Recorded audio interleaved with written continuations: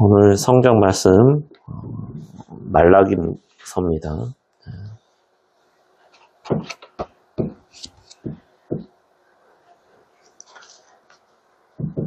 구약의 마지막 편이고 구약의 마지막 선지자죠. 말라기. 주전 430년경에 이 말라기서가 쓰여졌다고 알려져 있으니까 우리 예수님이 오셔서 또 예수님 전에 예수님의 길을 닫고 예비한 침례자 요한의 선포, 하늘의 왕국 천국이 가까이 왔느니라 회개하라 라고 하는 그런 광야에서의 이 선포, 침례자 요한의 선포가 예수님 살아생전에 AD 30년경이니까 거의 460년에 가까운 시기 동안에 이제 소위 이제 대언자와 그 성경의 기록이 없는 거죠. 그래서 구약과 신약 간의 간극이 450년 전후 정도 된다. 450년 이상 정도 된다라고 얘기를 하고 있고, 이 성경에서는 성경학자들은 이 기간을 이제 하나님의 침묵기 또는 이제 구약과 신약의 중간이라고 해서 중간기라고 합니다. 오랫동안 이제 침묵하셨죠. 침묵, 이제 하나님 같은 이제 주인이죠. 또 아버지이시기도 하고 주인이시기도 하고 또 남편이기도 한 그런 존재가 오랫동안 이제 말씀을 안 하신다라고 하면은 그게 어떤 의미일까 우리가 생각을 해봐야 되는데, 기분이 좋으실 때는 아닌 걸로 우리가 생각이 들죠. 오랜 동안의 침묵, 또 오랫동안 침묵하시고서 굉장히 하나님도 무엇인가 준비를 하고 계신 거로 우리가 생각을 합니다. 즉, 이 땅에 예수님을 보내주셨죠. 바로 신약시대가 열리기 이전에 하나님께서 긴 침묵이 있으셨고, 또 우리가 구약의 시대를 살펴보면 이스라엘 백성들을 선택해서 아브라함을 갈대우르 지역에 있는 아브라함을 한 명 선정을 해서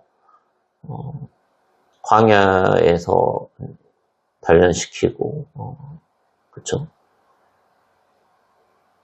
이집트에서 광야로 출애굽시킨 그 우리 비송교회 뒤에 그림에도 모세의 기적이 있지만은 사진이 있지만 수많은 기적과 또 타락을 하더라도 계속 하나님이 사사들을 통해서 재판관들을 통해서 경고하시고 구원해 주시고 구출해 주시고, 그 이외에도 왕들을 보내주시고, 이제 유대인들이 왕을 원했죠. 하나님이 왕이신데 인간 왕, 눈에 보이는 왕을 원해서 사울 왕이 잘못했으니까 이제 다윗과 같은 훌륭한 믿음의 왕을 보내주고, 솔로몬 왕국으로 이렇게 굉장히 강대한 나라를 만들어주기도 하고, 하지만 결국은 하나님께서 지키라고 하는 그 율법을 지키지 않고 우상숭배로 젖어 있어서 오랫동안 나라가 이제 분열이 되고, 또 이방 족속들에 의해서 북이스라엘 먼저 이제 파괴가 되고 남유다도 이제 파괴가 돼서 결국에는 바벨론 유수를 당하기까지 계속 하나님을 섬기지 않고 타락하고, 또 하나님은 그때그때마다 구원해 주시고 구출해 주시고 또 많은 선지자들을 통해서 대언자들을 통해서 경고를 하셨죠. 이게 이제 이 구약의 어찌 보면 스토리고 역사인데, 이제 이 마지막 대언자 말라기 시대입니다. 사실 바벨론의 포로 생활을 하고 있을 때 유대인들의 자력으로 이 바벨론에서 벗어난 게 아니었죠. 전적으로 하나님의 구출, 하나님의 강권적인 그런 힘에 의해서 이방인이, 또 다른 이방인이 페르시아의 고레스 왕에 의해서 바벨론이 이제 깨지고, 고레스 왕에 의해서 사실 이 식민 생활, 이 포로 생활에서 벗어나게 되고, 결국에는 성전까지 지어지는, 이 수룹바벨에 의해서 제2성전까지 지어지는 그런 기적을 직접 체험했단 말이에요. 그러니까 말도 안 되는 일이죠. 자기 자력으로 벗어난 게 아니라 또 다른 이방 제국, 페르시아 제국에 의해서 포로에서 벗어났는데, 포로 식민에서 벗어났는데 그들에게 성전도 지을 수 있게 되고 자유를 줄 수 있다는 것은 기적과 같은 일이에요. 사실 우리나라로 빗대자면 이제 이렇게 얘기하면 뭐 많은 사람들이 반발을 하고 이상하게 생각할 수 있지만은, 한국이 일제 30년에 지배하에 있을 때 우리 자력으로 해방된 것은 아니죠. 우리가 사실은 역사는 사실로 받아들여야 되거든요. 우리가 우리 힘으로 일본을 무찔러 가지고 독립군이 일본을 무찔러서 쫓아낸 게 아니죠. 타력에 의해서 우리가 광복을 맞이한 거거든요. 미국이라고 하는 나라, 또 일본의 패망한 결정적인 계기가 미군의 참여고 태평양 전쟁의 참여로 우리가 해방을, 광복을 맞이하게 됐고, 정말 자유를 찾고 하나님을 믿을 수 있는 이런 기독교의 부흥을 일으켜서 정말 단군 이래, 어찌 보면 고조선 이래 이렇게 풍요로운, 이렇게 자유로운, 이렇게 행복한, 너무 행복한 삶을 살 수 있는 때가 없었던 것 같아요. 정말 기적 같은 일이고, 뭐 한강의 기적이라고 하잖아요. 그런 것처럼 사실 이 당시에 유대인들도 기적이죠. 그냥 희망도 없이 포로 생활로 이렇게 조국이 없이 생활하다가 이 고레스라고 하는 사람에 의해서 바벨론이 격퇴하고 우리 땅에 다시 되돌아가게 귀환, 바벨론으로부터 귀환해서 살아가게끔 하고, 심지어 성전까지 지어주게 됐는데, 그게 이제 바벨론 귀환이 주전 536년입니다. 그러니까 기원전 BC 536년이죠. 이 마지막 대언자 말라기가 대언하던 시절, 430년경이니까 거의 100년 뒤입니다. 그러니까 우리 식으로 얘기하면 광복을 맞이하고 나서 정확하게 100년이 흘렀죠. 100년이 흐르고 나서 하나님의 이 은혜, 하나님의 기적, 이사야 선지자를 통해서, 그 전에 많은 선지자를 통해서 고레스 왕이라고 하는 사람에 의해서 너희들이 바벨론의 이 유수생활이 끝난다. 포로가 끝나서 새로운 어떤 자유를 맛볼 수가 있다. 자유를 해방될 수 있다라는 그런 예언이 성취됐는데, 그 놀라운 예언의 성취와 기적을 맞이한 이 유대인들이 100년도 되지 않고 하나님의 사랑을 잊어버린 거죠. 그래서 하나님께서는 이 구약의 마지막 선지자 말라기를 통해서 이 유대인들이 지은 5가지 죄를 얘기를 하고 있습니다. 가장 첫 번째 죄가 바로 하나님의 사랑을 잊은 죄죠. 1장에 2절부터 있습니다. 같이 한번 합독하시겠습니다. 하나님 말씀. 주가 말하노라. 내가 너희를 사랑하였노라. 그러나 너희는 이르기를 주께서 어떤 점에서 우리를 사랑하셨나이까 하는도다. 주가 말하노라 에서는 야곱의 형이 아니냐. 그러나 내가 야곱을 사랑하고 에서는 미워하였으며 광야의 용들을 위해 그의 산들과 유산을 피폐하게 하였느니라. 아멘.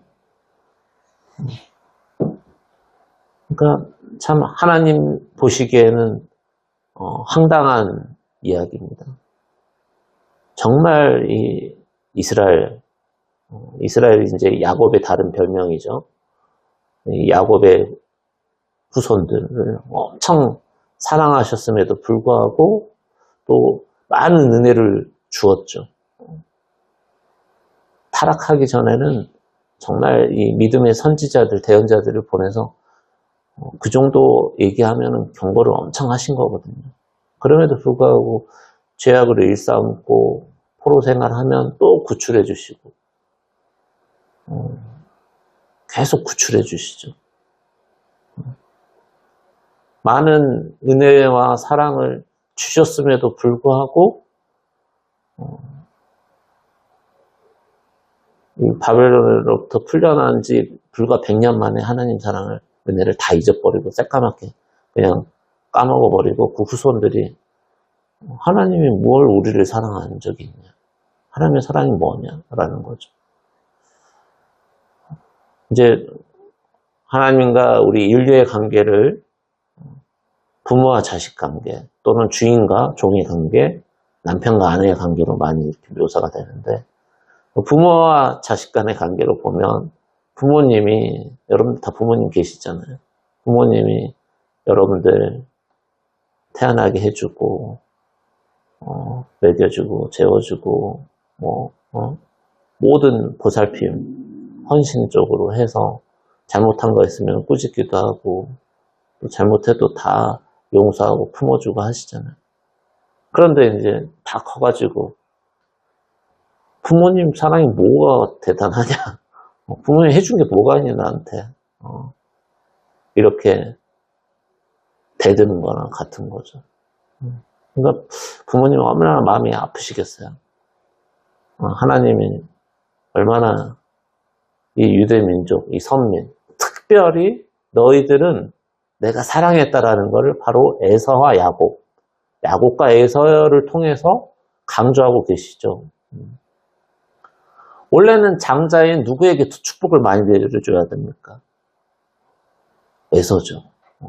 에서에게 더 축복과 사랑을, 은혜를 많이 줘야 됨에도 불구하고 내가 너희 민족, 즉 이스라엘, 야곱의 후손들에게 더 많은 축복을 준 이유는 뭐냐? 내가 너희들을 더 사랑하고 선택했기 때문이 아니냐라는 겁니다.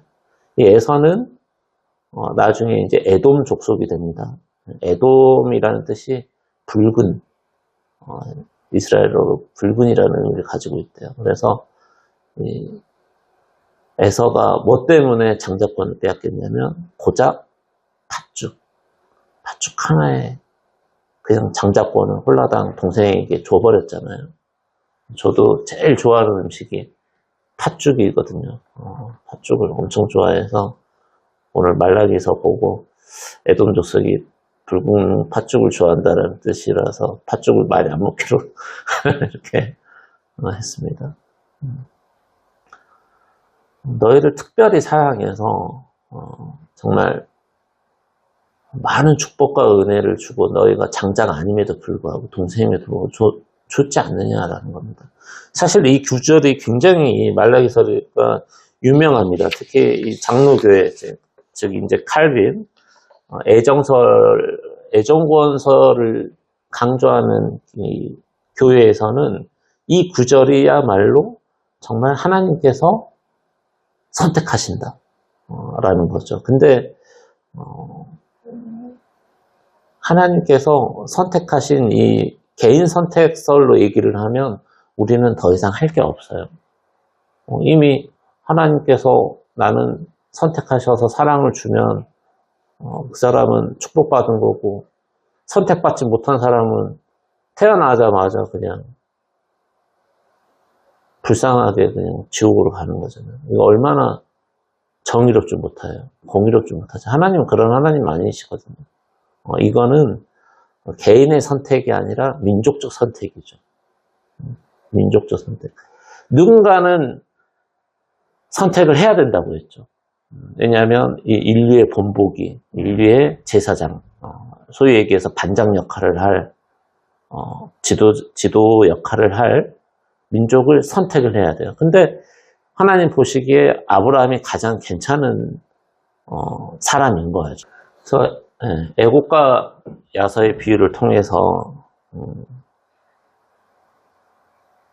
이 비유는 개인적 선택이 아니라 민족적 선택이다라는 겁니다. 그래서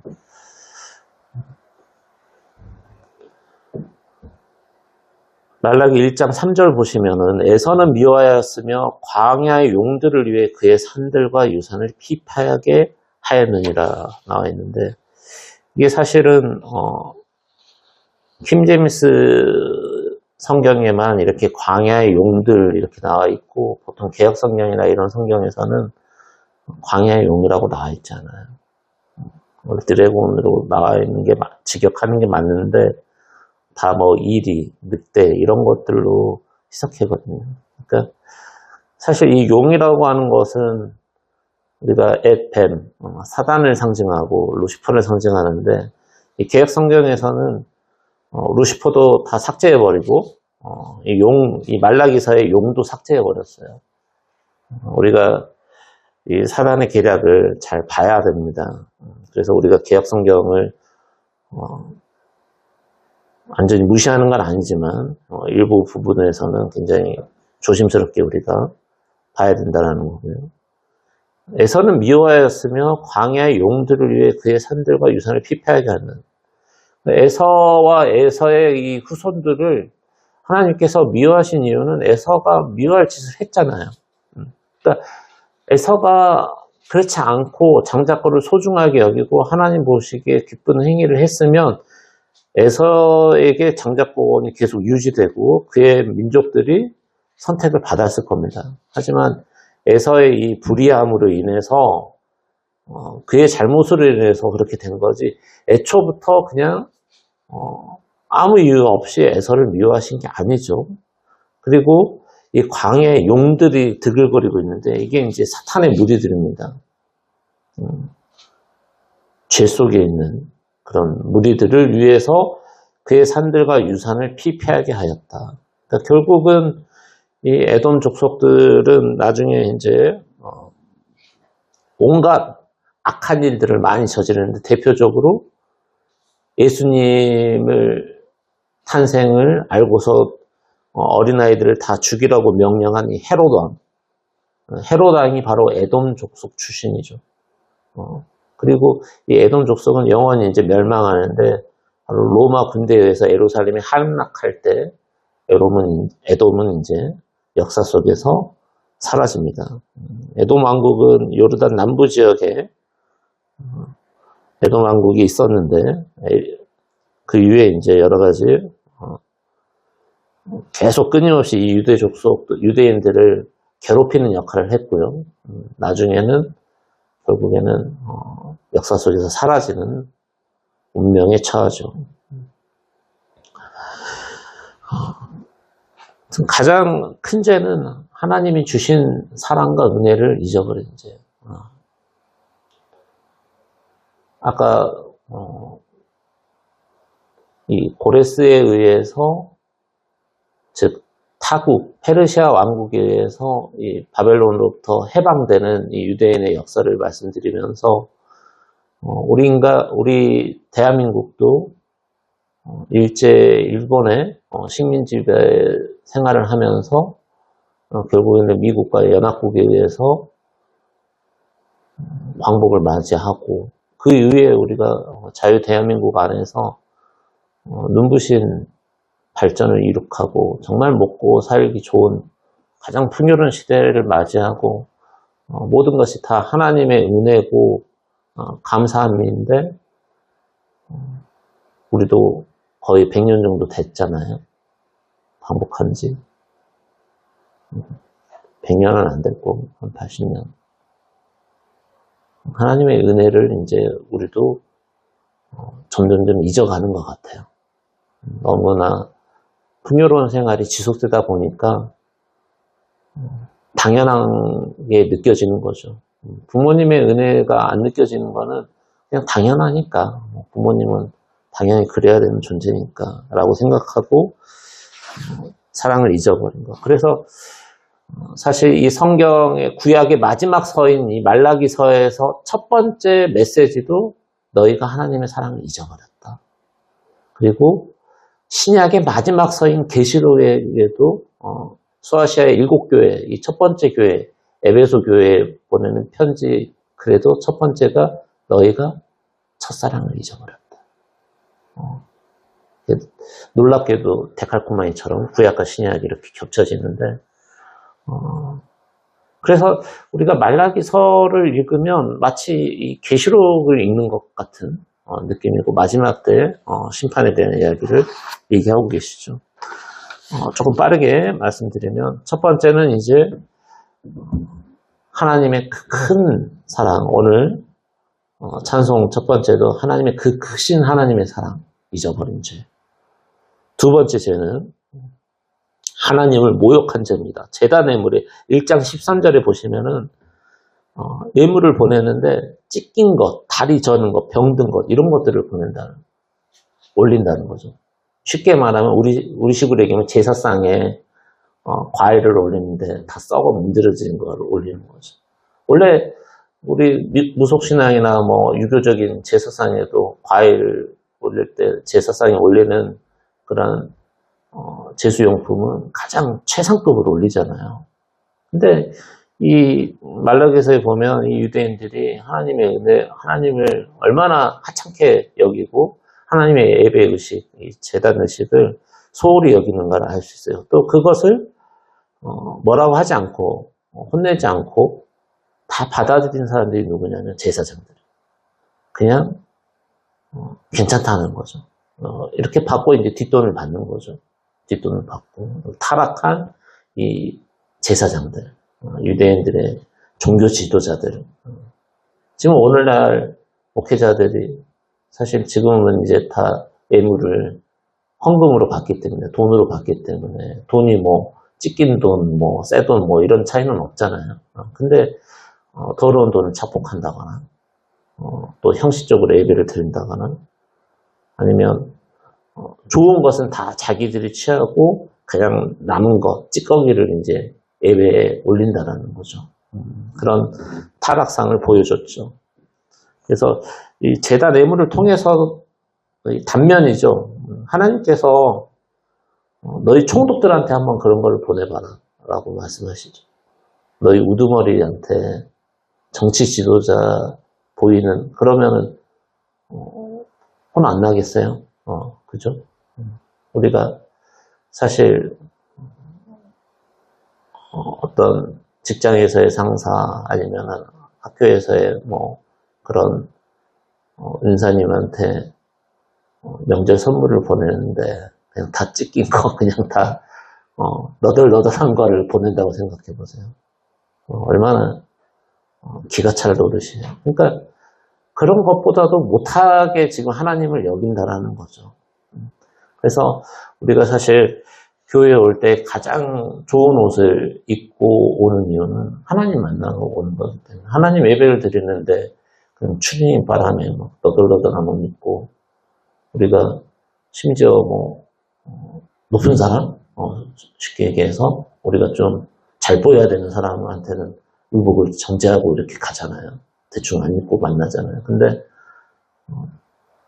심지어 이제 미신을 섬기고 있는 그런 사람들이 제사 지낼 때도 제일 좋은 옷 입고 예복을 갖추고, 뭐 결혼식장이나 뭐 장례식장도 옷을 갖추고 입고 가는데, 하나님 만나러 가는 자리에서 뭐 너덜너덜하게 입고 온다는 것도 마찬가지죠. 자세가 아닌 거죠. 그래서 이미 영적으로 그 당시에 말라기 때 사람들은 하나님을 아주 뭐랄까 모욕했다. 하나님이 이 예배를 받으시기 굉장히 모욕적인 거죠. 어떻게 나한테 드리는 이 예배상의 예배 제사에 그런 눈 멀고 다리 절고 찢긴 그런 예물을 나한테 올리느냐. 그런 더러운 예물. 차라리 올리지를 말지. 차라리 불신자가 차라리 나은 거야. 이럴 바에는. 하나님 보시. 그리고 세 번째로는 이제 2장부터 나오는데 이 하나님과의 언약을 무시한 죄입니다. 이제 하나님과의 언약, 약속, 이 언약 백성이죠. 이스라엘 백성들은 선택받은 백성인데 쉽게 말해서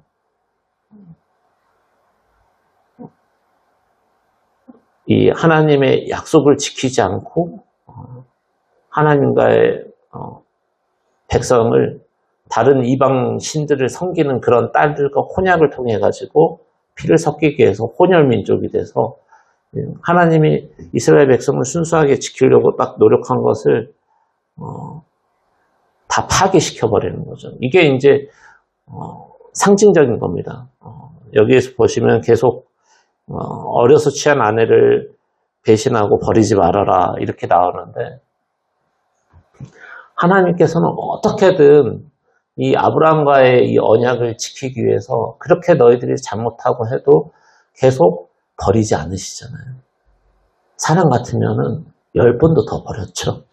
내 아내가 계속 다른 남자하고 가늠하고 그러면 그것을 견딜 수 있는 남편이 누가 있겠습니까? 근데 하나님은 아브라함과의 첫 언약을 지키시고 계속 회개를 촉구하시고 계속 사랑으로 품으시고 우리 성도들을 예수님이 품어주시는 것도 마찬가지고 신랑된 예수님께서 우리는 계속 예수님의 그 헌신, 예수님의 희생, 예수님의 사랑을 계속 저버리고 무시하고 바람피고 그럼에도 불구하고 예수님은 저버리지 않으시잖아요. 그러니까 너희들도 그러지 말아라는 거죠. 네 아내, 어려서 취한 너 아내 계속 사랑하고 보살피고 지금으로 얘기하면 조강지처죠. 조강지처 버리지 말고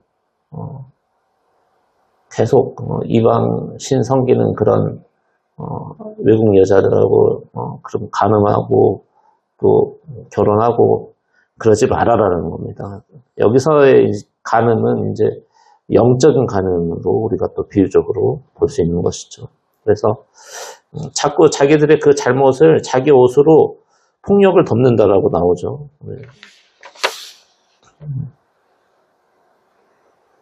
말라기 2장 16절에 주 곧 이스라엘 하나님이 말하노라. 나는 아내 버리는 것을 미워하노라. 사람이 자기 옷으로 폭력을 덮나니 그러므로 너희는 너희 영을 조심하여 배신하지 말지니라. 만군의 주가 말하노라. 그러니까 자기 옷으로 폭력을 덮는다는 것은 쉽게 말하면 자기 합리화입니다. 위선을 정당화시키는 것이죠. 네 번째 잘못은 3장의 7절부터 본격적으로 나오는데 하나님의 규례를 지키지 않는 죄입니다. 특히 이제 11조와 이 헌물을 강도짓하는 것을 아주 폐역적인 거죠. 그래서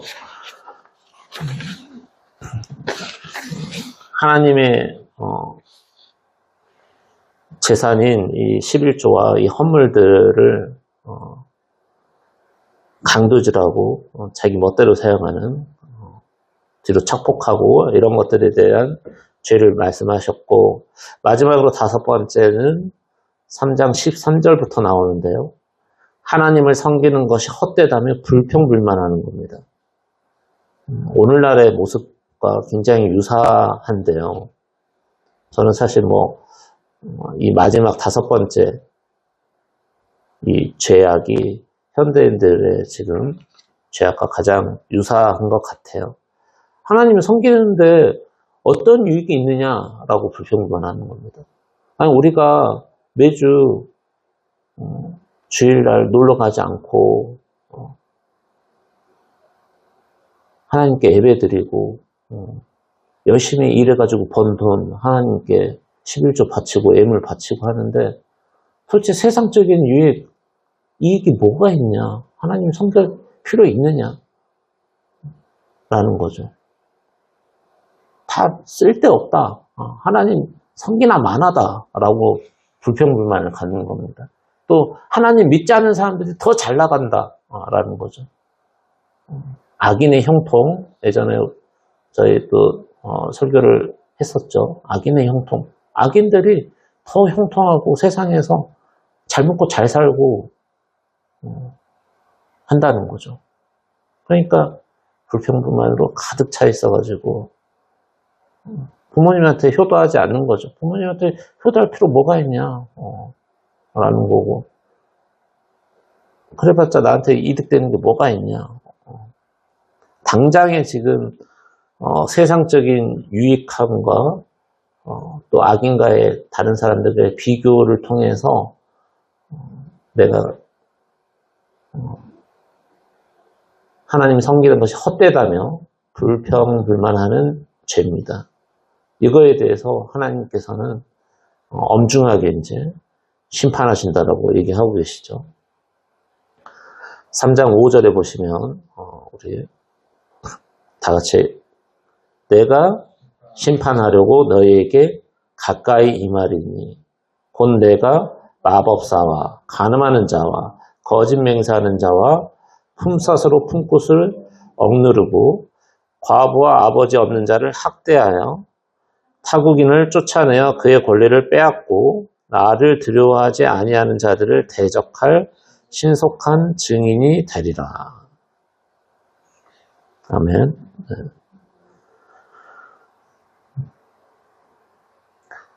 계시록 22장 15절에도 개들, 마법사, 음행하는 자들, 살인자들, 우상숭배, 거짓말 좋아하며 죄어내는 자, 거의 유사하게 지금 사도 요한을 통해서 계시하고 계시거든요. 이 자들은 다 심판하겠다라는 겁니다.